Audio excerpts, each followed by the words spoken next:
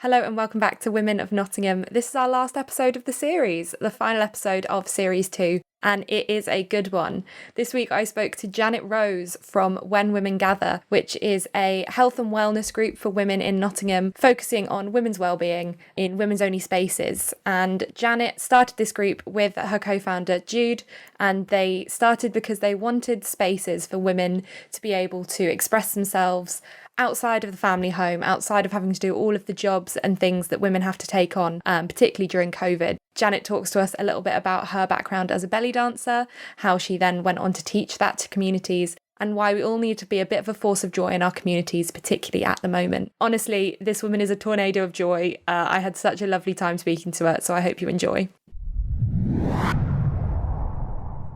My name is Janet Rose. I run a project called When Women Gather, alongside June Winwood, another fabulous woman. Our project is a community arts and wellbeing project, and also we're going to expand it to do some education programs. It's about bringing women together to connect, to nurture themselves, make space for themselves, make time for themselves, explore themselves, and to be themselves. And we've been running since September 2019. So you started When Women Gather. Can you tell us a little bit about what that is and why you felt like a group like this needed to exist? Right, so there's a little bit of a history. So Jude is also an African drummer, a musician, plays lots of instruments. She's very talented. I teach belly dance as well. I'm a belly dance teacher. I've been teaching that for years. And we crossed paths for many years at different events. And there was always a real sort of buzz between us. And Judah started putting on some events in the community and asked me to do some belly dance stuff. And we got talking again and reconnected. And she actually came round to my house one day and we sat on the settee chatting about how we were as women, how our lives were very busy. We were on the move all the time, doing, delivering, looking after people, writing, shopping, doing all the life things and not making enough space for ourselves. So from that conversation, we were saying, perhaps there's a need for a space for women, for like ourselves, to have time to sort of explore and just be really, without thinking about shopping and all those other domestic things you do and all those other things that you're always doing. So it's about having a space just to, look at inwards a little bit, I would say, to look inwards and explore and just be really. So that's how we got started in the summer of 2019, having had that conversation. And from that day, the project was born really. And I think this idea of women not taking the time for themselves is something that comes up again and again. I feel like women take on all these tasks of the family, needing to take tasks on again and again, and sort of as nurturers, right? Why do you think it's important that women take that time for themselves, that women have that time for a bit of self-care? I think it's a long sort of road really, because as we're brought up, and I'm talking generally, to look after other people. You know what I mean? You see I'm one of 6 children. My mum, divorced when I was about 9, so my mum did it all. You know what I mean? We all stayed with our mum. So it's that historic thing of women doing and being brought up to do and look after and care and, cook and clean and all that sort of thing. And that's the majority of women, to be honest. And I think that's probably why it's kind of entrenched in us, you know what I mean, that we should do. And actually, when women want to make time for themselves, they feel guilty about it. I shouldn't be doing this. I shouldn't be having this time and just chilling or just sitting or reading or whatever. I should be doing something. But it's a bit of a vicious circle, isn't it? Because if you don't replenish yourself and look after yourself, then what are you giving out? You know what I mean? You haven't got anything good to give to anybody else, never mind about yourself. Mm-hmm. Yeah, definitely. Yeah. So you said your background was belly dance. Could you tell me a little bit about that? Well, gosh, 24 years ago now, I had a friend who used to go to Morocco a lot. and came back and went on about this belly dancing and how amazing it was and this, that, and the other, and it's great. And I was thinking, what, belly dancing? Is she mad? You know what I mean? And she goes, oh, you'll be really good at it, because I was always the one at the club, shaking my thing on that floor, you know what I mean, giving it large and everything. So after about, I don't know, a year, she sort of wore me down, and I thought, oh, I'll go with her just to shut her up, you know what I mean? And I went with her to the class at International Community Centre on Mansfield Road. Went to the class and thought, oh, this isn't what I thought it was at all, and loved it. And basically got hooked on it. Went to the class for a few years. Went to international teachers, expanding my learning. Went to Cairo to learn with sort of top tutors there. Went to Morocco, learned with tutors there. And then I used to work at Knott's Women's Training Scheme as a development worker. And I was asked to deliver a belly dance session for the staff, for staff wellbeing. And I did that. And then somebody else asked me to do something. And funny enough, I was a bit like, not sure about this. And people kept asking me, and I have a friend called Sharon Roberts who said to me one day, what do you want to do with your life? She's a coach as well. She's an amazing woman. What do you want to do with your life? And I said, I'd like to teach belly dancing. She said, why don't you do it? Why don't you do it? Get some flyers done. People are asking you, and do it. So I did these flyers, and I don't know why I didn't even need to really, because people was asking me anyway. And then, but it gave me a sort of confidence to kind of go out and do it. And I started teaching for colleges. I started running my own classes. I started dancing at events. People brought me to do events. I went into schools, care homes. I've danced in a field. I've danced on a boat. I've danced with mountaineers. Wow, I've danced in the council house. I've danced literally Albert Hall, Concert Hall. It just, rolled into this massive chunk of my life about dancing, because I think that dancing, and obviously I do belly dancing, is so good for your confidence, your body confidence.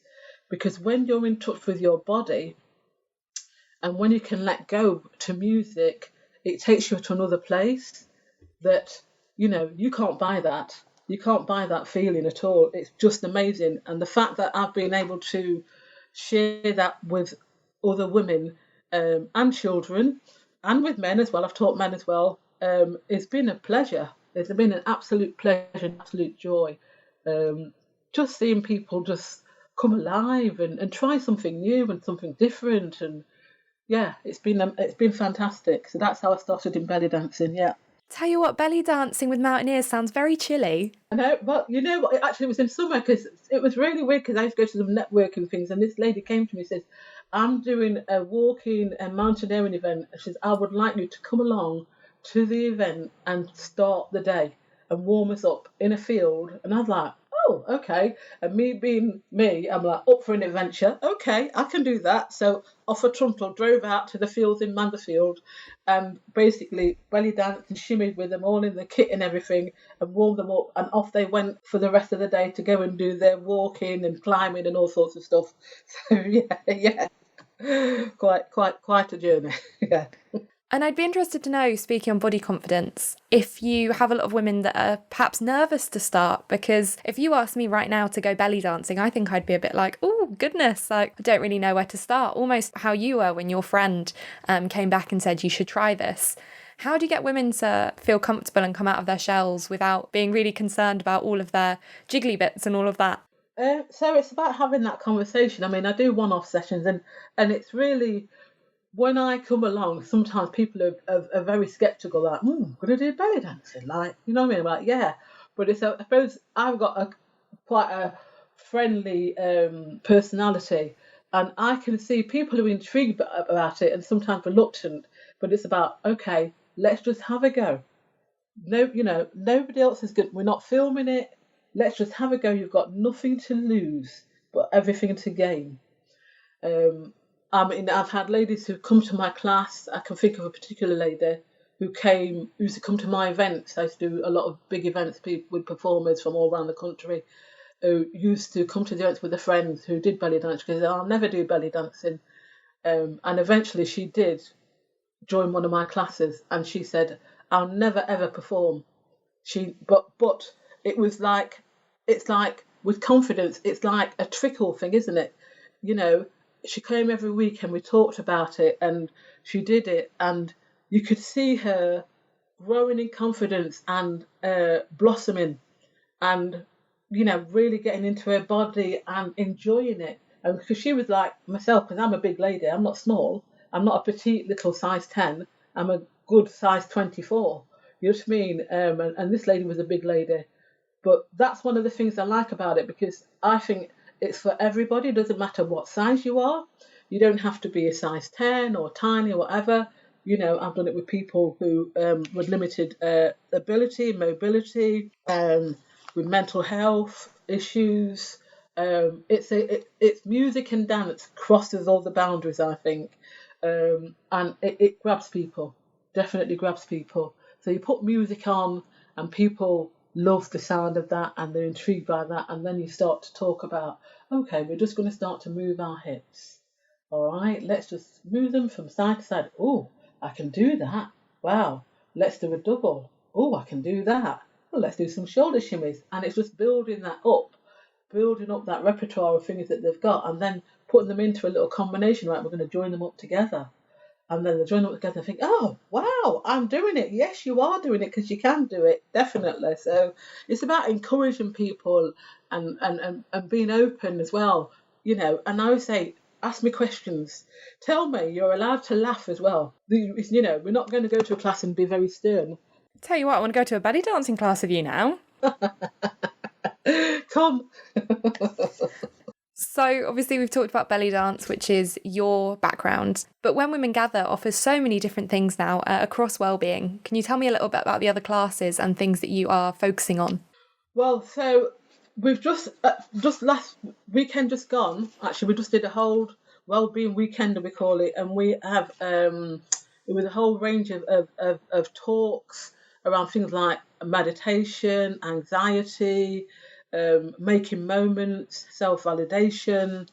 We had a heartbreak coach, somebody, and a menopause coach, all, and even open water swimming as well. Um, so there's a whole range of things. Anything, basically, we're interested in anything that's going to support women to be better, and to explore themselves and be themselves. Myself, through the lockdown, I've learnt some art journaling. I ran an art journaling session. Another way of expressing yourself and getting things out and things onto paper and using colour and being creative. So we're very much into trying things that, it's the first time I've ever heard of a heartbreak coach, and she was absolutely brilliant. It was intriguing, and we've all been through heartbreak, haven't we? You know what I mean? I think the majority of the population, but actually anybody to talk about it and how to deal about it, it's not something that's ever offered. So we try to introduce these concepts and these new things to women, and I think we're getting great feedback about it, about what we're delivering and what's happening and how it's making people feeling more empowered and more, that they want to try things, that they feel like they're getting a bit more confidence to have a go. One of the things that came out was, I feel like I want to now go and have a go at things. I want to try things, like people want to try the open water swimming. You know what I mean? Because it's something new and different, So, it's like stepping out of your comfort zone, isn't it? You know what I mean? You step out of your comfort zone, try something different, and then you open up different parts of yourself. You think, actually, I can do that. And actually, I'm going to try this now. You know what I mean? I'm going to try this. I'm going to do this. And it's about enjoying your life. You know what I mean? We want to enjoy our lives. We want to be happy. We want to feel loved. We want to enjoy the different phases in our life as well. You know what I mean? We start from being a young woman, through your middle ages to older. I'm nearly 58. You know what I mean? You know, an older woman. But the good thing about Women Gather is we've got women of all ages that come together and just create a great feeling and atmosphere and harmony, and they support each other. It's amazing how supportive everybody is with each other, and it's a lovely place to be in the sessions. Actually, you know, I get a lot from them. It's not just about, you know, I get a lot from them, and I think and it's vice versa. It works both ways. And so you started last year, just before the pandemic. How has that changed that now that you've had to go online, and obviously you haven't got all of these wonderful meeting spaces for women to make friends, at least they're online now. How has that made you guys feel, and how have you had to adapt?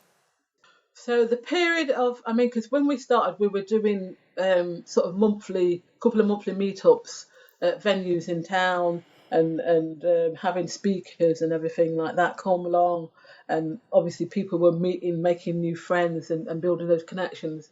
So on going to the pandemic now, coming online has been you know, quite a challenge for, because obviously for everybody, I guess, you know what I mean, for everybody, because like, oh gosh, what we're going to do. But it's been actually quite phenomenal, actually, because we've had women, you know, through the workshops we've done like over the weekend, we've had women from all around the country and women from across the world come to the workshops. So our connection is reaching out even further than we've envisaged, really. You know, and one of the questions that was put to me actually at the end of the events we did at the weekend was, you know, are we still going to continue to do something online, because they don't want to lose the connection that they've made. And we said, yeah, we'll do a mix of stuff. So probably somewhat still online, and some obviously in real life as well, to get in real life. I'm talking about real life, you know what I mean, with real people, real bodies, you know what I mean? Yeah, so yeah, we'll continue to do that. We've actually just got some funding from the Renewal Trust to run some sessions which start on Saturday, and we've called it Springtime Self-Care and Connection. And it's going to be starting from this Saturday up until for 8 days. We've got meditation, so we're talking about anxiety, we're doing art journaling, we've got Shazza doing R&B line dancing, we've got Jude doing some family sessions, preschool sessions with music, and we'll have a drink and a chat with people at the end of the week. So that starts on the 20th, and then moving forward, we want obviously to get back to doing real life events. I can call them real life events, and getting people to come and meet. And continue making those connections. We've got so many plans. It's just like we want to get together and sit down and hammer out a lot of these things as well. But we have big plans to do a lot of stuff. Yeah. Everything you're mentioning about mental health and anxiety, I think was always an issue for a lot of people. And I think women dealt with it in large swathes because they were taking on so much stress at home. But would you agree that it's got worse during the pandemic? Obviously, we're talking about mental health so much more now, which is great. But things like these art classes and meditation, that's got to be more important for women now than ever, really. I absolutely would agree, because mental health has been, I mean, obviously, this is one of the biggest things around the pandemic. Suddenly, we've been locked in our houses and not being able to go out and do those normal things that we would normally do. You know, go out and see your friends and have a coffee, go out to a show, you know, go for a meal, just go out, go for a walk wherever you want to, drive to somewhere else, to Derbyshire and walk around the countryside. All those things have been stopped. So the impact on mental health is massive. I know I'm talking about myself. I do, because I have a hearing issue and I have tinnitus. So, and I'm in a group myself with a lot of people with tinnitus, and I know that through this pandemic, a lot more people are hearing sounds in their head, which are, tinnitus related. So I know that at the beginning of the pandemic, this time last year, literally my head was literally banging all the time. Just a constant. It was like there was 10,000 men marching in my head, dragging tables. You know what I mean? So my mental health was not great at all, and actually being at home all the time just compounded that. and made that worse. So for me, doing the art journaling was a great release because it gave me something to focus on that wasn't about my hearing, something to take my mind off what was happening inside my head. And I know that's how, for me, that's my mental health issue, but for other people, it can be anxiety or depression or not getting up, not getting dressed, not having a shower, not having a bath, not eating right, not eating well, not, all those things that you would do and we took for granted as normal. Suddenly it's like, oh my goodness, and I feel like I'm locked in a prison. Really, you're home. It could feel like, everybody's different, but for some people it felt like suddenly locked in, and like, it's like banging your head against the walls. You know what I mean? It's like going a bit crazy, like, oh God, let me out, sort of thing. So, finding that thing to help you get through your day is essential. You know what I mean? And I think that coming out from the other side of this, I think that people will do things a little bit. Well, I know I will. I'm saying that people want to do things a little bit different, so that my life isn't so hectic, that I've got more time to do those things that I enjoy more of. You just mean it's about better quality of life instead of head down here, there, here, trying to do this, that, the other. And I think one of the things that's really helped me as well, I got a puppy. I've got a dog through the lockdown, actually. I've had her for 3.5 months. She's a puppy from Romania.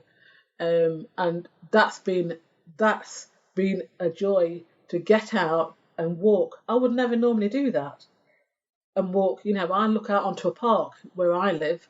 I would never normally go and walk around the park. I just wouldn't have done it. You know what I mean? I go and dance for 4 hours, but I wouldn't go and walk around the park. So going out and walking around the park with my dog has been a lifesaver for me, definitely. No, I think the question that I will want to know, and I'm pretty sure everybody else does, is what is your dog called? She's called Blade.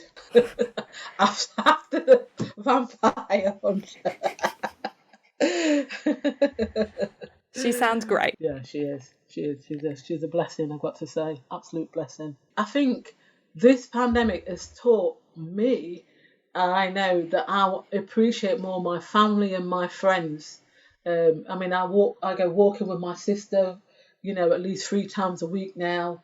We never did that before. We'd ring and chat on the phone. You know what I mean? We'd have a chat on the phone. But now we walk at least 3 times a week together. You know what I mean? So it's making me think about things in a different way, and I think it's going to make women think about things in a different way. Like, what do I want in my life? What is it that makes me happy? How can I get it, and how am I going to do it? You know what I mean? And it's been active about getting those things that make you happy and making it happen. You know what I mean? Rather than thinking, oh well, maybe I'll do. But no, it's like, right, let's get on it. If you want to go water up, out swimming in the open waters, make it happen. Do it. Let's not just talk about it. Get up, do it. If you want to try something different, have a go at it. It's when you are trying new things and you're, I'm not a psychologist, but you just feel happier, don't you? You feel more at ease in yourself and excited and, alive and buzzing. There's all that goes off, So yeah, lots more of that. Less of the frantic, more of the relaxed, and the more joy in your life, more fun. Big fat fun, as I say, more of it. So when women gather, obviously during pandemic, it's incredibly important. We've talked about women's mental health and all of that. Why do you think women's spaces, women-only spaces like When Women Gather, are important? Do you feel like it allows women to flourish more than in mixed spaces?